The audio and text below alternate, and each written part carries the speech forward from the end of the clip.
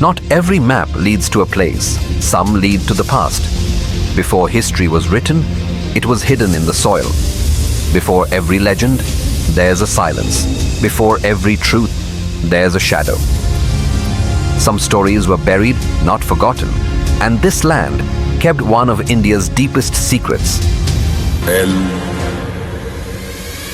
Dorado.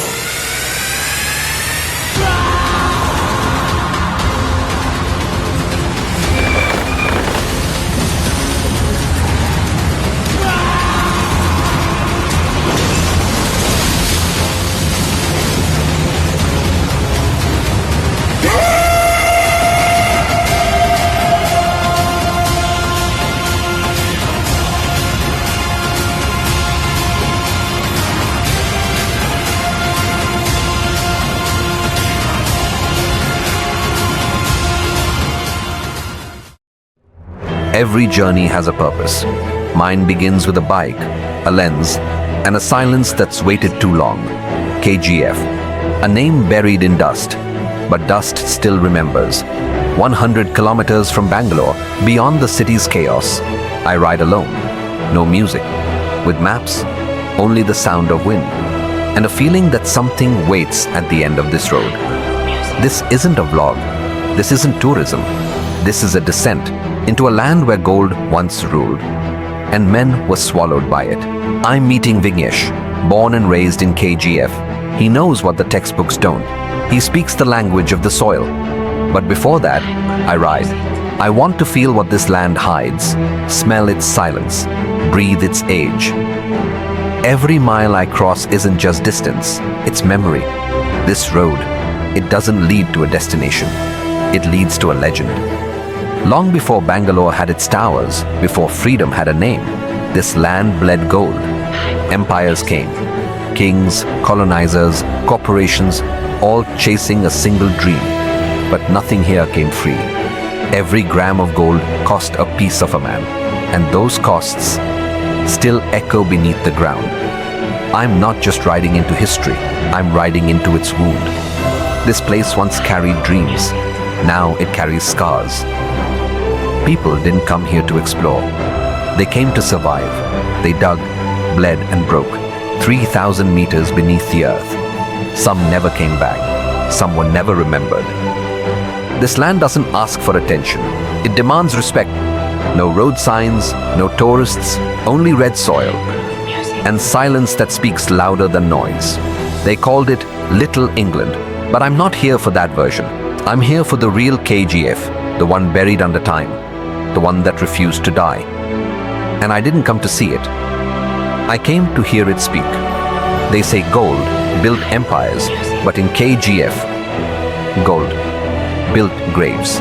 This land didn't just shine, it burned. And it burned through flesh, through bone, through history. The story didn't start yesterday, not even 100 years ago. They say gold whispered from these rocks over 2,000 years back. Mysore kings heard it, but couldn't reach it. The tools were too weak. The earth was too deep. But the British, they didn't whisper back. They came with picks, with machines, with plans. In 1804, gold was spotted. In 1871, it was documented. And in 1875, the ground was opened. A retired army man named Michel Lavelle, he read the whispers, followed the clues, and dug in. But dreams need money, and he didn't have enough. Enter John Taylor and Sons, a British mining giant with deep pockets and colder hearts. From 1880 onwards, they weren't just digging, they were draining the land. Kolar became the second deepest mine in the world. 3,000 meters down, not meters, graves. By 1902, KGF produced 95% of India's gold. Not a city, an empire, but the glitter was a lie. It was built on the backs of 30,000 Indian workers, most of them poor, most of them desperate, all of them replaceable. They worked 12-hour shifts in darkness, breathed dust instead of air, dug tunnels with death at their heels, and more than 6,000 never came back up. Tamil, Telugu, Kannada. They didn't speak the same language, but they all spoke survival. Above ground, The British lived like kings. They built gardens, clubs, lakes, golf courses, hospitals. They called it Little England. Below ground, Indians lived in 100 square foot homes. No floor, just mud. No comfort, just pain. One side had ballroom dances, the other side had funerals with no names. And yet, KGF was ahead of its time. In 1902, it became the first place in India to get electricity. 140 kilometers away, Shivanasamudra hydropower lit up the mines. While the rest of India slept in darkness, KGF was awake. Not by choice, but by command. Even the news here had its own newspaper, the Cornish Ringlet Times. Births, deaths, gold counts, and disease outbreaks, all in print. In 1956, after independence, John Taylor and Sons handed it over to the Indian government. BGML, Bharat Gold Mines Limited, took control. But gold doesn't last forever. What once gave 47 grams per ton of soil shrunk to just 3 grams. By the 1990s, KGF was bleeding money, not gold. And in 2001, the mines were sealed.